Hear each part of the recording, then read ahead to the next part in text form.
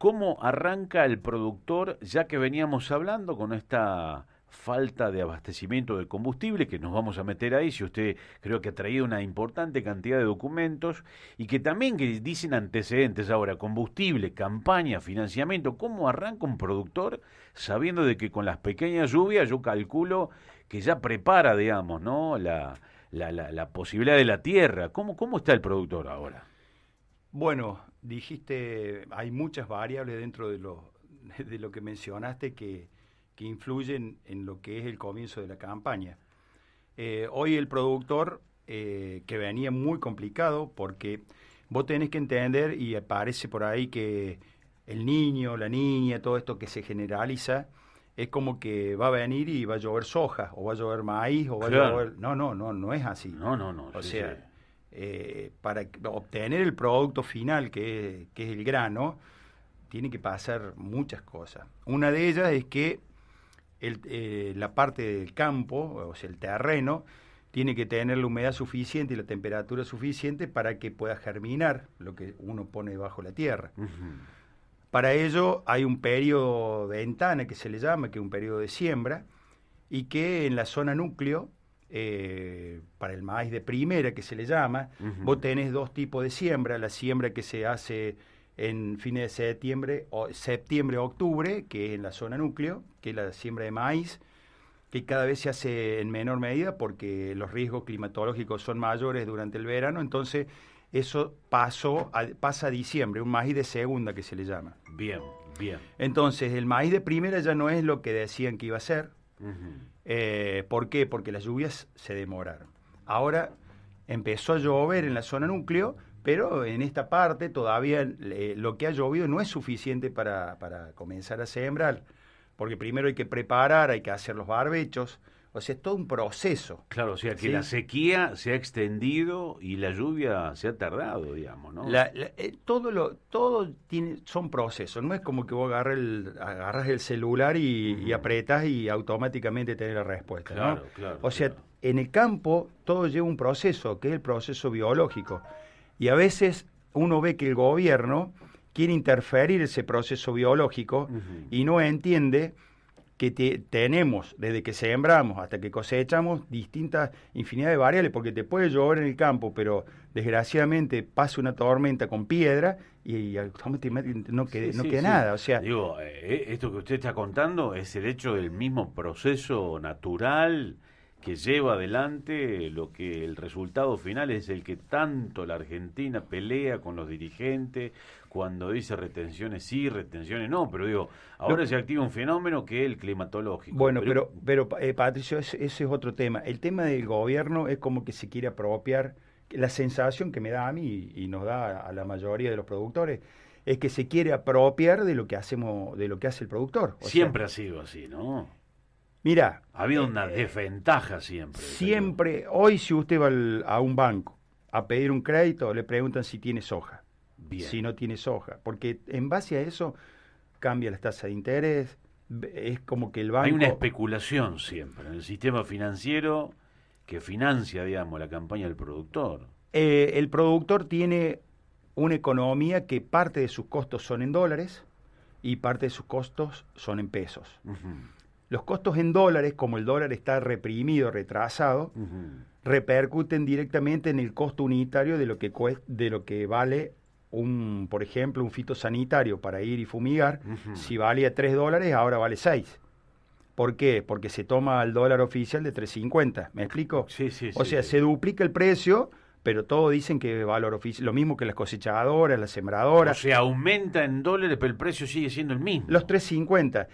Mire, siempre, siempre, siempre esto, usted vio que... Pero ¿sabe por qué? Es muy interesante estar charlando esto porque se va a venir la campaña.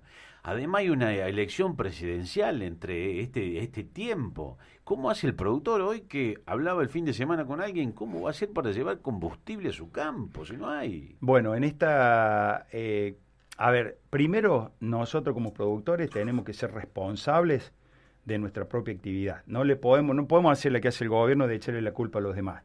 Hoy un productor no puede ir a comprar combustible. ¿Por qué? Y porque sabemos que en esta época del año, cuando más se demanda cuando el sector más demanda, siempre no hay. Hay una merma. Exactamente. O hay un desabastecimiento. Hay una falta de disponibilidad. Siempre falta disponibilidad. Pero a esto hay que agregarle algo. Mire, uno siempre tiene que ser práctico en estas decisiones porque nunca sabemos cuál es la realidad. ¿Sí? Nunca la sabemos. Ajá. Usted puede controlar, el gobierno puede controlar la cantidad o puede controlar el precio del combustible, pero nunca va a poder controlar las dos cosas, el precio y la cantidad. ¿Por qué? Porque si usted controla el precio, va a haber disponible hasta que llegue un momento que si no ajusta el costo de la producción Sí. de eso, llega un punto de que no hay más disponibilidad. No sé si me explico. O sea, Ahora sí entiendo, claro. ¿me explico? O sea, sí. el gobierno va a poder hacer un control. Massa, ¿por qué sale y dice que si el martes a la noche... A ver, explíqueme eso que usted Claro. me lo dijo fuera de micrófono recién. Claro, a ver, yo le estoy... Porque esto uno me pide, remonta y va y se pone a leer. Y el 29 de mayo del 2020, a través del decreto 488... En pandemia era eso. Claro, el gobierno, o sea, el Poder Ejecutivo emite este decreto debido a que... o sea, siempre hay un motivo. Por la pandemia y por la caída que tuvo a nivel internacional el petróleo, se puso un precio mínimo, que es el denominado barril criollo. Ajá. Entonces, las empresas que tienen que hacer, digamos, las petroleras, que son las que producen los combustibles, tenían que tener un precio mínimo para poder producir, si no, era imposible, porque a nivel internacional, ¿se acuerdan ustedes que llegó un momento que el barril valía menos 10 pesos? O sea, directamente no tenía precio, por la cantidad de oferta que había. Bien. Bueno, entonces el gobierno hizo un decreto, el presidente Fernández, donde determinaba un precio mínimo, que el precio mínimo en ese momento era de $45 el barril. Ajá. ¿Sí? ¿Qué pasó?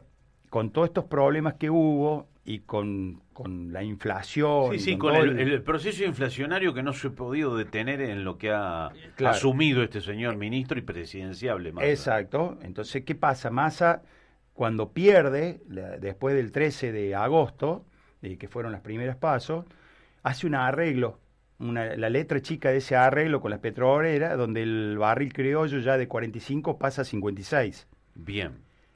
Le pone determinados límites que no podía echar gente, bueno, que él dijo, le doy, no sé si, bueno, en el discurso que dio anoche o ayer, lo dijo como si fuera algo tajante, pero en realidad lo que ocurrió que ese acuerdo, esa letra chica del acuerdo, ¿hasta cuándo dura? A ver si... Y hasta hoy, es que es el último día. Hasta mañana. Entonces, ¿qué hacen las petroleras? Che, ayer, lunes, después de las segundas pasos, había un convenio entre ellos que iba a aumentar un 30% más el combustible. Y como no hubo ese aumento, esa charla o esa negociación no se realizó como se había prometido, pasa esto. O sea que, claro, ahora entiendo por qué se ha venido esto que para el país, yo anoche escuchaba, en un ratito vamos a estar con la gente de autoconvocados estacioneros de combustible, decían que para volver a estoquear a la gran cantidad de estaciones de servicio del país va a llevar mucho tiempo porque esto ya venía con un antecedente atrás y esto es lo que usted me está contando. Claro. El arreglo que hace Fernández en el 20, después lo retoma el ministro y también conductor de este país y que es candidato a presidente, Sergio Massa, prorroga este aumento de 45 a 56 de este famoso barril criollo de crudo, pero no les otorga el aumento a las petroleras, por eso las petroleras no hacen abastecimiento. Exacto, y es más, mire, cuando se pone el barril criollo a 45, que fue en el 2020, a nivel internacional no tenía precio, prácticamente no valía nada el petróleo. Hoy, a nivel internacional, está a $90. ¿Y qué podría pasar mañana si lo que ha dicho ayer en Tucumán el mismo Sergio Massa de que al martes que no esté solucionado este problema de abastecimiento, se les va a trabar la exportación a las petroleras nuestras? Massa dijo lo que dijo porque él ya sabe que mañana se va a resolver el problema. No sé si me explico. O sea, la gente tiene que entender que esto es un problema político, es una falta de credibilidad ya no tiene más credibilidad el ministro con cargo presidencial. Ya no tiene más credibilidad. No alcanzó a ser presidente y no tiene más credibilidad. O sea, para que vayamos viendo cuando tengamos que tomar una decisión. En un país, como en todo, vos podés tener la deuda que vos quieras, pero si vos sos una persona creíble y la deuda... Esto no hubiera pasado con respecto a que las petroleras pudieran haber abastecido a las estaciones de servicio. No, estos son cuestiones de... Pero no se les dio el otorgamiento al aumento, por eso mismo las Claro, petroleras bueno, desabastecieron. por eso yo lo que... O sea, a ver, esto es una opinión personal. Mañana va a aparecer el petróleo, pero no al mismo precio. O sea que seguramente vamos a algunas noticias que se corrieron el fin de semana, que el litro seguiría cerca de 500 pesos. Bueno, él dijo que debería estar a 8.60. ¿Sí? Pero ¿qué va a hacer él? ¿Va a negociar con la petrolera? Porque él está viendo que tiene otra posibilidad, el 19, de ser presidente. Qué bárbaro. Estamos hablando con el contador y obviamente economista Javier Miñani. Ahora le pregunto algo, volvemos al campo. ¿Cómo arranca el productor con esta campaña? ¿Cómo arranca con sus insumos? ¿Cómo arranca con su equipamiento, digamos? ¿Esto está detenidamente por clima o también por financiamiento? Por ambas cosas. Por todas. O sea, el productor hoy tiene que enfrentarse a otro problema que en realidad no debería serlo. Entonces, yo escuchaba recién que usted comentaba, mire, o sea, siempre me gusta traer lo del campo a lo que pasa en la ciudad, porque la gente de la ciudad no entiende lo que es la vida en el campo, porque escucha... Hay un gran mito también, exactamente, muchas veces, ¿no? Hay una mitología como que el del campo la tiene fácil, la hace fácil, y el que labura, obviamente, lo sufre mucho más. Bueno, ¿qué ocurre? Cuando usted va a la estación de servicio y llena el tanque, que yo lo escuchaba esta mañana en conversación con Flor, lo llena ¿por qué? Porque no sabe si tenés que viajar o no tenés que viajar. El campo responde si llueve, si no llueve, si aparte del proceso biológico que tiene lo que usted siembra, tiene que estar preparado a lo que le demanda el sistema productivo en un determinado momento. O sea, si yo tengo 100 hectáreas, tengo que tener la base de insumos y procesos ya listos para hacerlo. Me explico, entonces, usted sabe que 15 litros por hectárea, que es para la siembra, para fumigar y para algo de la cosecha, que no le va a alcanzar, pero para algo, usted lo tiene que tener. Claro. Ahora, me dice, ¿y el financiamiento? Y tampoco está. Está una tasa del 160% anual, en el mejor de los casos, cuando el productor pudo cosechar y pudo tener una buena declaración jurada de ganancia, porque si no el banco tampoco le da. Entonces se encuentra en una coyuntura donde tiene que salir a sembrar, porque la oferta, o sea, usted tiene 100 hectáreas y no puede dejar de sembrarla, tiene que sembrarla sí o sí. Sí o sí. Entonces ya entra con los costos más caros, con todo más caro, y se va resintiendo año a año lo que es el excedente que puede llegar a tener para reinvertir en la actividad. Más allá de los pronósticos que estamos hablando entre la economía, la vida actual y lo que es la situación real de un productor, ¿se estima que el próximo año será un año del cual uno pueda olvidarse lo que ha sido esta campaña? O sea, hablando en los términos técnicos positivos. Sí.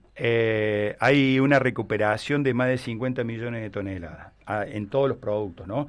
Esto lo determinó la Bolsa de Comercio de Rosario, está estimando. Siempre hay una estimación en base a antecedentes de distintos años, teniendo en cuenta el niño, teniendo en cuenta que la superficie sembrada, teniendo en cuenta variables, digamos, que afectan directamente a la producción. De ahí en más, puede haber hectáreas que se trillen, que no se trillen, o puede haber, como decíamos recién, algunos problemas climáticos que afecten a la producción. Bueno, es importante esto, quiere decir que nuevamente el campo va a salvar después de, más allá de las decisiones que tengamos, ¿qué va a pasar después del 19 de noviembre? Mariano, te escucho. ¿Cómo hace un productor de 100 hectáreas, Javier, con respecto a si tiene que una tasa de financiamiento al 160%? Un aumento del combustible que ya lo sabemos que mañana va a superar los 500 pesos. ¿Cómo hace si el valor de la soja no cambia, poder ser rentable a la hora de encarar una campaña?